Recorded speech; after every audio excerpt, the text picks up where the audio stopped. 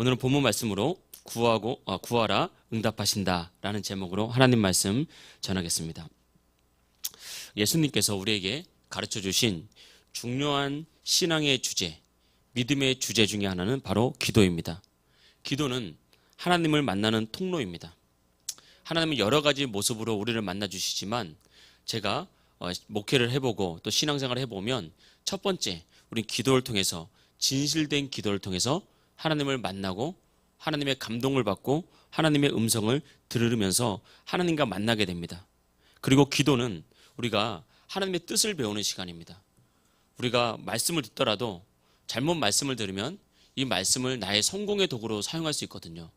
그런데 기도를 하다 보면 이게 깨지는 거예요. 내가 하나님을 이용하려는 모습, 말씀을 이용하려는 모습이 깨지고 하나님의 온전하신 뜻이 내 속에 딱 들이오면서 이게 하나님의 마음이고 뜻이구나. 그래서 기도는 하나님의 뜻을 아는 통로이기도 하고요.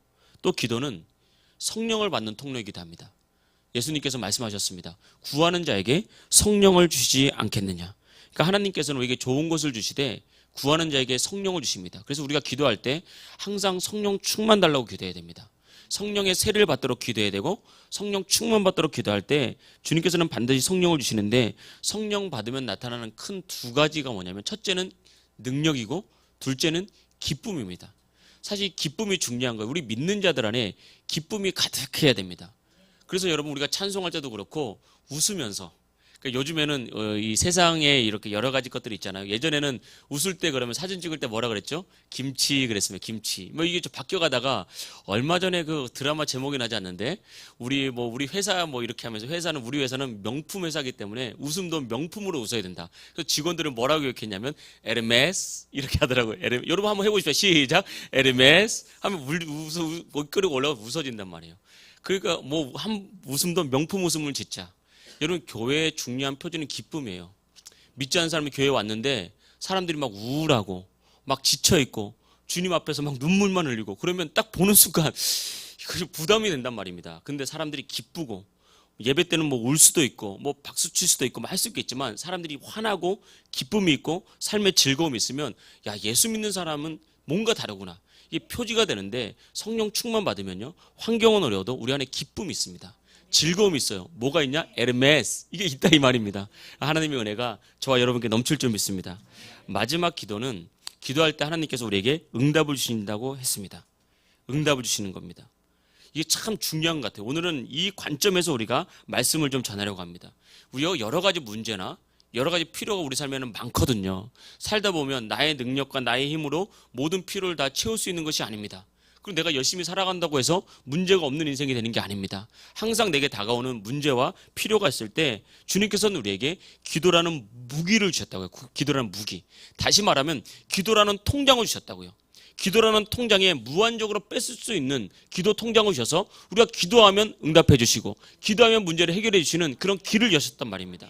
그래서 바라기는 저와 여러분들이 정말 주님 앞에 구하고 응답받는 하나님 백성 되기를 축복합니다. 기도는 마치 수도 꼭지와 같습니다. 수도에 물이 가득 차 있어도 수도 꼭지를 틀어야 물이 나옵니다. 틀지 않으면 바로 이곳까지 물이 가득 차 있어도 물이 나오지 않는 거죠. 그렇기 때문에 기도는 마치 이와 마찬가지입니다. 하나님께서는 우리의 모든 기도에 응답하기 위해서 기도라는 통장에 가득 채워놨지만 우리가 기도의 수도 꼭지를 틀어야 우리 하나님께서 주신 그 수도 꼭지의 물이 우리 삶에 흘러 나오는 것입니다. 그래서 여러분 기도의 능력을 믿고 또 기도를 행할 때 영적인 수도꼭지가 열려서 하늘로부터 내려오는 응답과 축복이 우리 삶에 넘치게 될 줄 믿습니다. 또 이 수도의 특징이 있다고요. 이 수도는 적게 틀면 적게 나오고 끝까지 틀면 힘있게 막 쏟아지는 것처럼 여기서 기도의 질과 양이 여기서 중요한 것입니다. 우리가 정말 주님 진짜 믿고 기도하고 또 이왕 기도하는 거 정말 우리가 할 수 있는 한 내 힘에서 자꾸 기도하면서 기도를 훈련할 때 더 많은 것을 얻게 되고 더 많은 축복이 우리 삶에 나타나게 될 줄 믿습니다. 그래서 여러분 성경은 우리에게 계속해서 기도의 중요성, 더 나아가서 기도의 필요성, 또 더 나아가서 기도의 능력에 대해서 강조하고 있습니다. 그래서 강단에서도요, 이 기도에 대해서 우리가 얼마나 많은 설교를 듣습니까?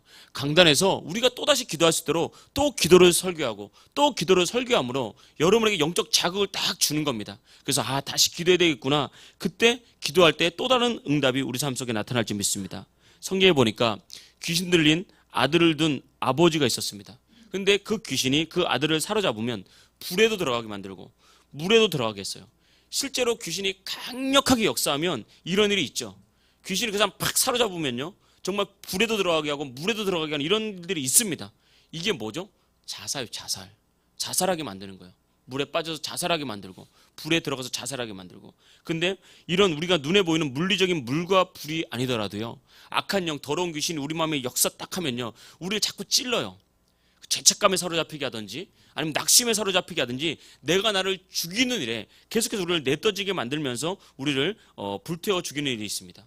그리고 그 아들은 그 귀신이 질병을 가지고 왔어요. 성경을 보니까 갑자기 얼굴이 새파랗게 질려서 거품을 흘리면서 쓰러진다고 했거든요. 지금으로 말하면 뇌전증, 관질. 그 귀신이 그 아이에게 들어가서 간질을 일으켰다는 거예요. 그래서 때로는 귀신이 우리 삶에 병을 일으키기도 합니다. 그래서 반드시 여러분, 우리의 질병 가운데 있을 때 질병을 가지고 온 악한 영을 분별해서 쫓아낼 필요도 있는 거죠. 어쨌든 이 아이의 아버지가 아들이 그렇게 너무 고통스러워하니까, 그러니까 예수님에서 들어보니까 예수님은 모든 귀신도 쫓고 모든 병도 고친다라는 그런 소문이 있어서 믿음을 가지고 예수님께 나왔는데 마침 예수님이 없었어요. 제자들이 있었다고요. 그래서 제자들에게 이 아이에게든 귀신을 쫓아달라고 말했습니다. 그래서 제자들이 귀신을 쫓지 못했죠. 영적인 능력이 있는 줄 알고 왔는데 영적인 능력이 없는 거예요. 지금 이 교회가 이래야 됩니다. 이러면 안 됩니다. 여러분, 많은 사람들은 교회가 세상과 다르다고 왔는데 교회가 세상과 똑같아요. 그러면요, 여러분, 교회는 진짜 힘을 잃어버리는 거예요. 기도를 통해서 교회는 영적인 힘이 있어야 됩니다. 영혼을 세우는 힘이 있어야 되는 거거든요. 그러니까 말이 많아졌어요. 변론하고 서로 다투고 이것저것 얘기할 때 예수님께서 기도하고 내려오신 다음에 무슨 일인지 확인하시고 예수님께서 그 능력으로 귀신을 쫓아냈더니 그 질병이 고쳐지고 그 아이가 온전해지고 귀신이 떠나가니까 더 이상 물과 불에 자신을 빠뜨리지 않는 거죠. 그래서 인생을 탁 회복시켰단 말입니다. 그때 제자들이 묻잖아요. 우리는 왜 안 됩니까? 다시 말해 예수님은 어떻게 가능했습니까? 그때 예수님께서 말했던 유명한 말씀이잖아요. 기도 외에는 이런 능력이 나갈 수 없느니라. 그러니까 능력의 근원은 어디 있다고요? 기도. 우리가 예배를 많이 드린다 할지라도, 말씀을 많이 듣는다 할지라도 기도가 없으면 영적인 능력은 나가지 않습니다. 우리 기도와 비례한다는 걸 꼭 깨달아야 됩니다. 그래서 여러분, 반드시 여러분은 기도하면 열립니다. 막히는 것이 나의 노력으로도 열릴 때도 있어요. 여러분, 우리 세상을 보십시오. 믿지 않는 사람들도 노력하면 인생의 문은 열어갈 때가 있습니다. 그런데 그들도 어떤 인생의 문이 한번 딱 닫히면요, 그냥 무너져 버립니다. 근데 우리 인생도 믿는 자들도 똑같이 문제를 당하거든요. 어려움 당하거든요. 근데 기도의 능력 갖고 있으면요, 기도는 반드시 이기는 능력이 있다고요. 기도는 반드시 우리 인생을 여는 능력이 있습니다. 그래서 제자들에게 기도를 강조했습니다. 여러분, 하나님은 살아계십니다. 지금도 우리를 보고 있고 우리의 마음을 알고 있고 나의 아픔이 무엇인지, 나의 필요가 무엇인지, 내가 무엇을 기도하고 있는지 주님 알고 있습니다. 그래서 우리가 기도할 때 기본적으로 우리의 기도를 들으시고 우리의 기도에 응답하십니다. 바라기는 여러분, 구하고 응답받는, 구하고 승리를 경험하는, 구하고 기쁨이 넘치는 그런 인생 되시길 주의 이름으로 축복합니다. 그래서 오늘 본문 말씀으로 드리고 싶은 첫 번째 말씀은 기도의 기본적인 것, 기도는 우리의 필요를 구하는 것이다. 여러분, 우리가 기도를 처음에는 되게 고상하게 생각하거든요. 그래서 기도는 그러나 고상한 것이 아니라 우리의 필요를 먼저 구하는 거예요. 그래서 기도라는 것이 그렇게 어려운 것이 아니라는 것을 알아야 됩니다. 여러분, 어린 아이들이 배가 고프면 어떻게 하죠? 엄마 배고파, 밥 줘. 이게 기도란 말이에요. 하나님, 내가 지금 몸이 아픕니다. 고쳐주세요. 이게 기도라고요. 하나님, 내가 지금 물질에 대한 염려가 생겼습니다. 물질을 공급해 주세요. 이게 기도예요. 그러니까 문제를 나열하면서 그 문제에 대해서 어떤 응답을 원하는지를 말하는 것, 이것이 기도의 시작이란 것입니다. 그러니까 기도를 어렵게 생각하면 한도 끝도 없지만, 아, 기도가 이런 거야? 라고 생각해서 그렇게 기도하는 것은 또 생각보다 어렵지 않다 이 말입니다. 하나님, 내가 믿음이 약합니다. 믿음 주세요. 하나님, 내가 기도가 잘 안 됩니다. 기도의 능력 주세요.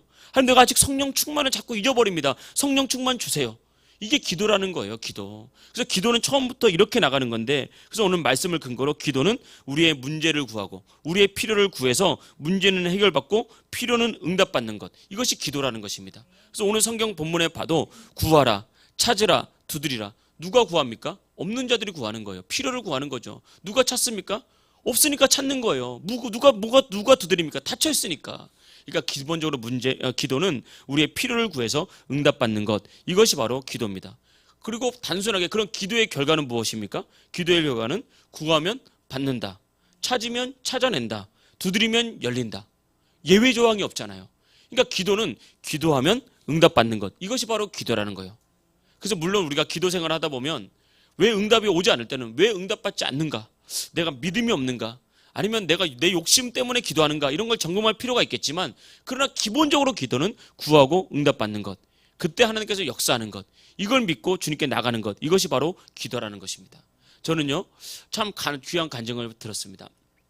이분은 원래 예수님 믿지 않는 분이었어요. 예수님 믿지 않는 분인데 전도사님하고 소개를 받아가지고 그 전도사님이 좋은 거예요. 평생 교회를 다녀본 적이 없는데 그래서 그 전도사님하고 결혼해서 갑자기 교회를 처음 다니면서 사모가 됐어요. 이런 경우도 있습니다. 참 이게 뭔지 모르는 거죠. 이제 아무것도. 그런데 처음에는 교회가 모르니까 뭐 아멘이 뭔지 사모인데 얼마나 헤맸겠습니까? 막 다른 사람은 찬송가인데 찬송가 1장이 뭔지 찬송가 전혀 모르는 거예요. 아는 찬송가 곡이 하나도 없는 거예요. 딱 아는 거 하나 있더라고요. 당신은 사랑받기 위해 태어나서. 이건 알더라고요. 이건 뭐 예수 믿지 않는 사람 많이 부르는지. 그 아무것도 성경책 창세기가 뭐야? 성경 본문 마태복음이면 마태복음 어디 찾으면 모르는 이런 사람. 그러니까 얼마나 힘들고 얼마나 답답했겠습니까? 그런데 단순하게 이분 기도했대요. 하나님 나 사모됐는데 아무것도 몰라요. 하나님 나 이거 좀 알게 좀 해주세요. 요게 기도가 되는데 지금은요 하루에 3시간씩 기도한대요. 근데 참 능력이 나타나는데 하루에 3시간씩 기도하니까 그 사모님이 기도하면 모르는데도 귀신이 나가고 그 사모님이 기도하면 병이 치유되고 그런 역사가 나타나는 겁니다.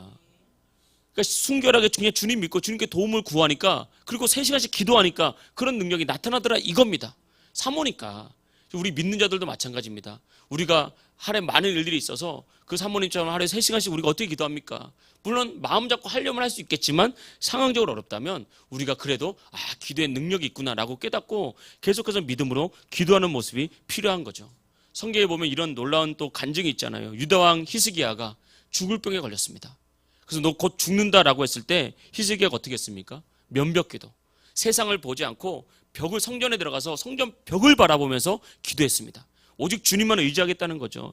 간절히 기도했을 때 죽을 병에 걸려달라니까 살려주십시오. 살려주십시오.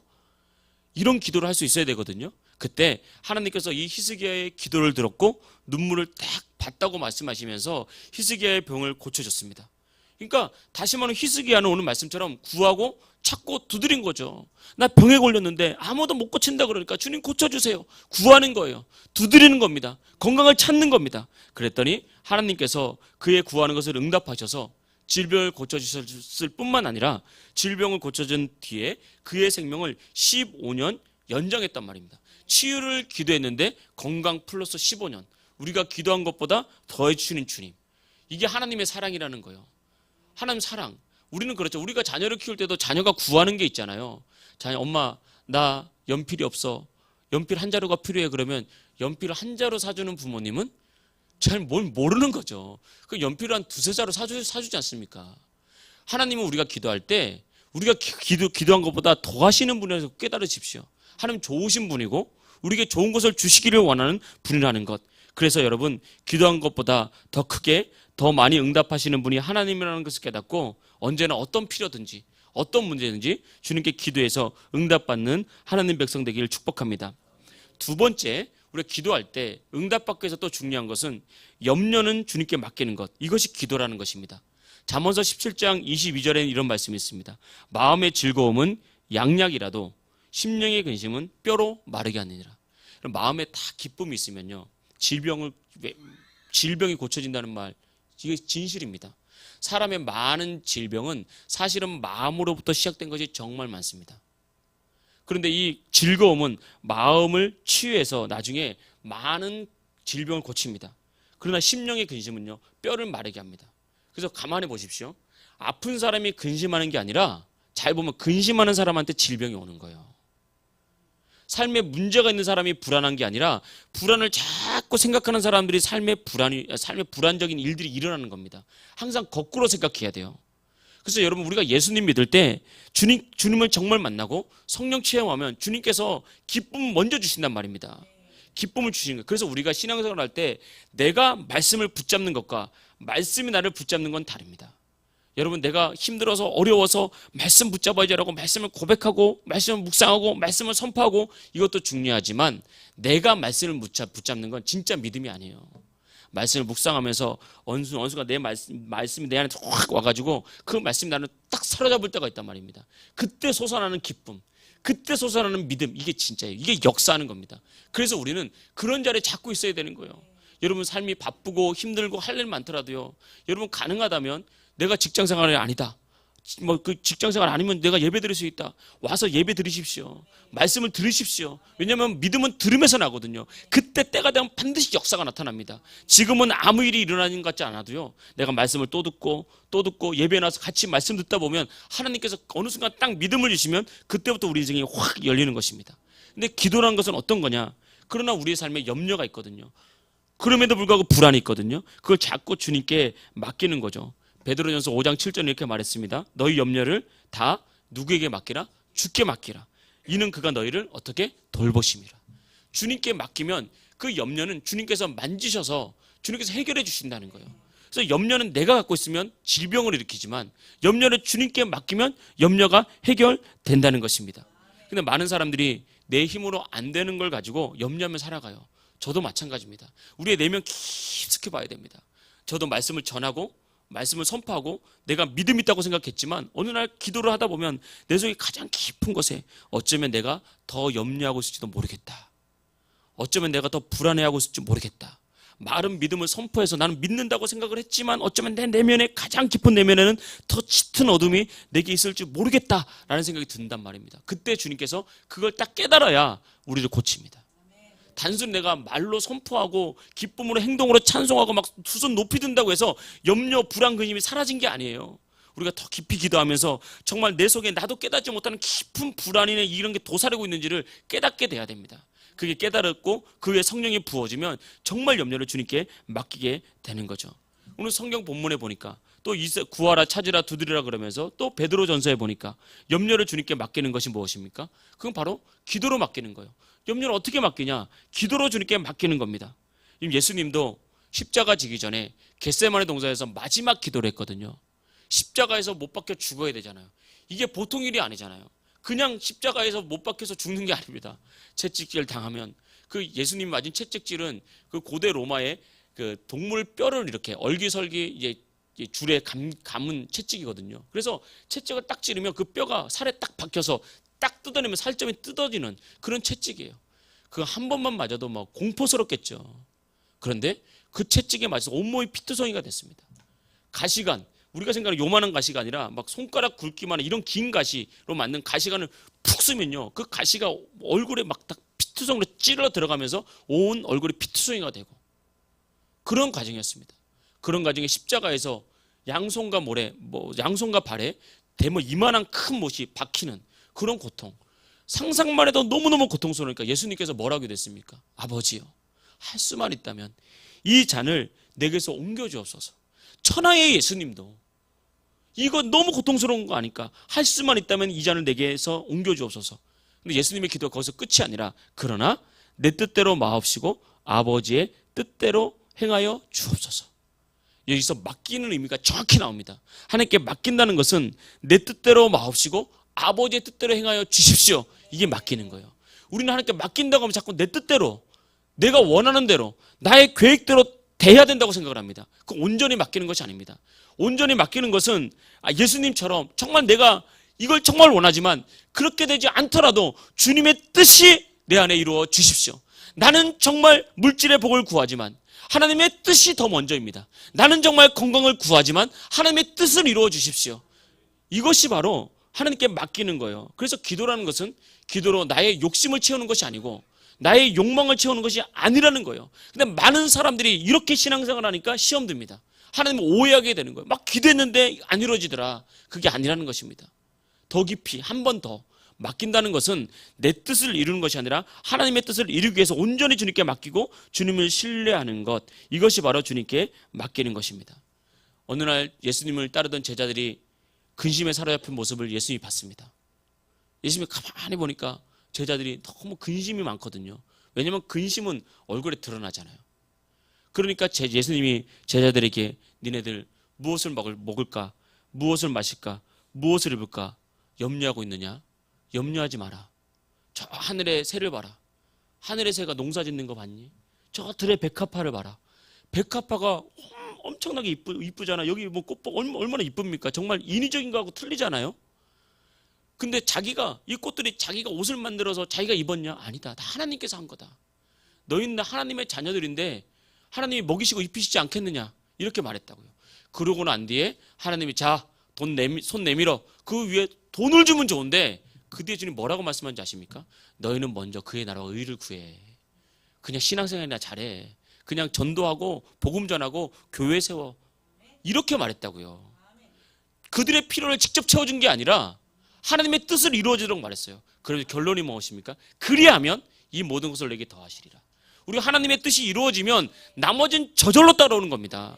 그러니까 하나님께 맡긴다는 것은 나의 뜻을 이루는 것이 아니라 주님의 뜻을 이루는 거고, 주님의 뜻을 이루면 나머지는 따라오는 것. 이것이 주님께 맡기는 것입니다. 여러분, 하나님의 사랑을 신뢰하십시오. 하나님의 진짜 사랑을 신뢰해야 됩니다. 하나님은 내가 믿고 맡길 때 그만큼 나에게 공급하시고, 또 내가 온전히 주의 뜻을 이루기를 원할 때 주님께서 나를 딱 붙잡고요, 더 큰 인생으로, 더 넓은 바다로 우리 인생을 이끌어갈 줄 믿습니다. 그리고 세 번째, 우리가 기도할 때 중요한 것은 기도하면서 낙심하지 말라는 것입니다. 참 여기서 우리 인간의 한계가 참 많이 부딪혀요.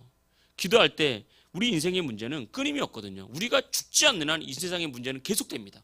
왜 예수님 믿는데 문제가 끊이지 않냐? 그렇지가 않아요. 우리가 살아가는 이 세상은 죄가 가득한 세상이고 죽음이 가득한 세상이고, 이 세상의 신인 원수 마귀는 우리 믿는 자의 믿음을 공격해서 물질로 공격하고 건강으로 공격하고 삶의 여러 가지 문제로 공격해서 우리를 넘어뜨리려고 온갖 애를 쓰면서 우는 사람처럼 덤벼듭니다. 그래서 믿는 사람들도 끊임없이 문제가 오거든요. 그래서 여러분, 주님께서 이렇게 말씀하셨습니다. 너희가 기도할 때 낙심하지 마라. 낙심하지 마라. 낙심하지 않으면 때가 이르면 반드시 거둔다. 그래서 갈라디아서 6장 9절에 이렇게 말했습니다. 우리가 선을 행하되 낙심하지 말지니 포기하지 아니하면 때가 이르매 거두리라. 우리가 선을 행하되, 그러니까 믿음으로 살되, 다시 말하면 기도하되, 기도가 응답이 잘 안 된다고, 더디다고, 기도하지만 문제가 여전하다고, 해결이 안 됐다고 낙심하지 말아라. 포기하지 말고 계속 기도해라. 때가 이르면 반드시 거둔다. 여러분, 제가 목회하면서 생각하는 것은 그겁니다. 사람이 힘든 게 삶의 문제 때문에 힘든 게 아니에요. 물론 문제가 힘들기도 하죠. 여러 가지 뭐 갈등이 와서 힘들기도 하죠. 근데 진짜 힘든 건 뭐냐면 낙심이 찾아오면 힘들어요. 낙심이. 왜냐하면 부부가 다투기도 하죠. 부부가 뭐 싸우기도 하죠. 의견 충돌해서 새로는 울기도 하죠. 때로는 막 화를 내기도 하죠. 그럴 수 있어요. 근데 문제는 뭐냐? 이제는 이 남편한테는 더 이상 소망이 없다 라고 해서 딱 그 남편을 놔버리는 순간 그 안에 절망이 확 찾아오거든요. 그때가 진짜 문제입니다. 그럼 마음이 병들어요. 가정이 회복되지 않고 부부가 회복되지 않습니다. 우리 인생이 마찬가지예요. 사람이 내 힘으로 자꾸 살아가려고 하거든요. 그런 건 참 좋은 겁니다. 성실하게. 근데 노력해도 안 되고 노력해도 안 될 때 한 번에 낙심이 찾아오는 것이 아닙니다. 다 절망이라는 어둠이 조금씩 깔려요. 깔리다가 나중에 진짜 절망이 탁 찾아오면 그때 큰 죽음이 찾아옵니다. 여러분, 이제 죽으러 갑니다라는 웹툰 아십니까? 이제 죽으러 갑니다라는 웹툰이 있어요. 2,100만 명이 넘게 본. 거기에 보면 12번 죽는 사람이 나와요. 12번. 근데 그가 12번 죽는 이유가 있는데 자살을 선택했다는 거예요. 이 청년 시절에 너무 열심히 살아서 진짜 너무너무 잘 됐는데 마지막 그 좋은 회사 면접을 보러 가다가 자기 눈앞에서 사람이 죽는 걸 경험을 해요. 너무 막 자기 눈앞에서 막 죽으니까 면접에서 실패를 한 거예요. 너무 두렵고 떨려서. 그 이후로 되는 게 없는 거예요. 그 이후로 막 열심히 사는데 되는 게 없는 거예요. 되는 게. 그래서 결국은 이 청년이 선택한 게 뭐냐? 사는 것보다 죽는 게 낫다. 자살을 선택한 웹툰입니다. 그래서 이 자살을 선택했을 때 이 죽음이라는 신이 웹툰에서 죽음을 무시한 그 청년에게 벌 주기 위해서 12번을 죽게 하는 거예요. 계속 그 12번을 죽게 하면서 그 청년이 맨 마지막 깨달은 것이 무엇인지 아십니까? 그 12번을 죽으면서 그 청년이 맨 마지막 깨달은 것이, 인생의 소중함이란 것은 내가 생각하는 성공에 있는 것이 아니라 하루하루 지금 내가 만나고 있는 사람과의 행복, 내가 지금 하고 있는 일에 대한 만족, 여기서 행복이 오고, 여기서 삶의 가치가 오고, 여기서 내 삶이 행복해지는 건데, 내가 생각하는 먼 그런 꿈을 바라보면서 내 인생은 내가 불행하게 만든 거구나. 이 세상은 죽기보다 괴로운 것이 아니라 살만한 가치가 있는 거구나. 생명에 대한 소중함을 깨닫는 거예요. 이게 재밌어요, 재밌어. 여러분, 그 마찬가지입니다. 여러분, 우리가 하나님 살아계십니다. 때로는 물론 낙심할 수 있습니다. 우린 사람이잖아요. 절망할 수도 있어요. 사람이잖아요. 근데 남자들 딱 보십시오. 남자들이 나중에 힘들어지면요, 잘 안 울어요. 우리 장원중 집사님 어떻게 우리 엄순희 성도님 앞에서 눈물을 진하게 흘려보신 적 있습니까? 옛날에 그랬잖아요. 남자가 흘리지 말아야 할 것 세 가지 중에 하나가 눈물이었다고. 옛날 어른들이 가르치는 눈물. 근데 남자가 정말 눈물을 흘린다는 건요, 진짜 마음이 막 무너졌다는 거예요. 그럴 때는 맛있는 밥도 차려주고 많이 당신이 최고라고 격려해주고 그래야 됩니다. 근데 이게 이렇게 되면 사람의 낙심이 팍 찾아오거든요. 그러면 그때부터는 미래를 꿈꾸지 않습니다. 의미가 없어요, 미래가. 그래서 여러분, 기도 응답을 받기 위해서는 이 낙심을 정복해야 됩니다. 우리 인생이란 게 지금 어떤 일을 만나면 지금이 끝이라고 생각하지만 그렇지가 않아요. 삶이 어떻게 될지는 아무도 모른다는 거예요. 여러분의 인생도 앞으로 어떻게 될지 아무도 모릅니다. 우리 인생은 하나님의 은혜 가운데 무궁무진하게 열려있다는 것을 깨달아야 됩니다. 그래서 기도 응답을 위한 두 가지 핵심은 믿음과 기대예요. 하나님이 지금도 일하신다는 믿음, 그리고 지금 나의 상황 가운데서도 하나님께서 일하실 것이라는 하나님에 대한 기대, 이 두 개가 딱 만나며 살아가는 거예요. 이게 바로 기도 응답을 할 때 낙심하지 말아야 될 이유 중에 하나입니다. 그리고 믿음과 기대를 가지고 살아가야 되는 것입니다. 하나님은 언제나 그렇게 말씀하셨습니다. 우리가 무너진 그 자리에서 일하시는 분이 하나님이고, 내가 끝이라고 생각하는 그 자리에서 다시 일하는 분이 하나님이고, 왜? 하나님 우리를 사랑하기 때문에. 하나님은 지금도 우리를 위한 계획을 하나님은 포기하지 않기 때문에. 나만 포기하지 않으면 하나님은 계속해서 일하신다는 것입니다. 그래서 우리가 낙심이 찾아올 때 해야 될 일 한 가지만 말씀드리면, 계속해서 하나님 바라보는 거예요. 하나님 계속 바라보는 거예요. 그리고 주님 신뢰하는 겁니다. 다윗은 성전에 올라가는 시로 시편 121편을 지었어요. 당시 이스라엘의 성전은 예루살렘에 있었기 때문에 곳곳에 흩어진 이스라엘 사람들이 예를 들면 6월절이나 이럴 때 되면 성전에 올라가야 돼요. 성전에 올라가려고 하면 예전에는 교통수단이 많이 없었기 때문에 성전에 한 달, 두 달이고 이렇게 성전을 향해서 가거든요. 그러면 성전으로 가는 가운데 강도를 만나는 사람이 많고요. 또 그렇게 해서 막 건강이 상한 사람 많아요. 또 성전으로 가는 과정 가운데 예수님 믿지 않고 성공한 수많은 사람들을 봅니다. 성전으로 가는 과정 가운데 예수님 믿었지만 실제로는 실패한 사람도 봐요. 수많은 과정, 그러니까 성전에 올라가는 그 과정 자체가 때로는 시험이고, 때로는 근심이고, 때로는 염려예요. 야, 저 사람들은 저렇게 예수님을 잘 믿는다고 했는데 왜 저렇게 질병 가운데 놓여있지? 야, 저 사람은 예수님을 핍박하고 대적하는데 왜 저렇게 성공했지? 그 모든 것이 다 때로는 염려고, 또 실망이고, 낙심이고, 시험거리고, 또 강도의 위협을 피해야 되니까 또 문제고, 이런 상황이었다고요. 그때 다윗이 뭐라고 시를 썼냐면, 내가 눈을 들어 산을 보라. 나의 도움이 어디서 올까? 나의 도움은 천지를 지으신 여호와에게서로다. 다른 거 보지 마. 세상에 성공한 사람 보지 마. 예수 믿고 실패한 사람 보지 마. 눈을 들어 산을 봐라. 이 산을 보는 게 진짜 산 보라는 거요? 하나님 보라는 거. 하나님 보라는 거. 천지를 만드신 하나님 보라는 거. 지금도 나의 삶을 섭리하시고 주관하시는 하나님을 보라는 거. 그때 하나님의 은혜가 확 오는 거예요. 이 하나님의 은혜를 세상 말로 하면 운이 생겨요. 운 좋은 거예요. 운 좋은 거. 그 운 좋으면 그게 하나님의 은혜가 임해서 나와 관계없이 하나님께서 나를 딱 붙잡고 이끌어 간다는 거예요. 그러니까 우리는 어떻게 해야 된다? 자꾸 눈을 들어 하나님 바라봐요. 그럼 낙심은 사라지고 하나님을 믿는 믿음이 생기고, 절망은 사라지고 기대가 생기고, 하나님 살아계시니까 지금도 내게 역사할 것을 바라보게 되는 거예요. 하나님 바라보는 거, 이게 뭡니까? 이게 예배고, 이게 기도의 자리를 회복하는 거예요. 그래서 여러분, 기도하는 인생, 진짜 예배하는 인생 절대 망하지 않습니다. 기쁨이 넘치게 되고, 정말 하나님께 예배하는 그 인생은 때로는 문제와 고난을 만날 수 있지만 결국은 시온의 대로처럼 그 인생은 열리게 될 줄 믿습니다. 그러니 여러분 기뻐하십시오. 하나님께서 우리에게 원하시는 것은 성경 말씀 미가서처럼 천천의 수양 만만의 기름 이게 아니에요. 이게 다시 말하면 하나님께 어마어마한 물질, 어마어마한 헌신, 대단한 우리의 공로 이걸 원하는 게 아니라 하나님을 정말 사랑하고 하나님을 정말 의지하고 그분을 바라보는 그 믿음 보시는 거예요. 그 믿음 보시고 여러분을 가장 선한 길로, 가장 완전한 길로 이끄실 줄 믿습니다. 이 땅을 살아가면서 두려움이 오더라도 너무 두려워하지 마십시오. 문제가 오더라도 각오 담대하게 마음 먹고 주님 바라보십시오. 반드시 주님께서 우리를 승리의 길로, 인생을 여는 길로 우리 인도하시지 믿습니다. 이런 은혜가 저와 여러분이 함께 있기를 주의 이름으로 축복합니다. 할렐루야.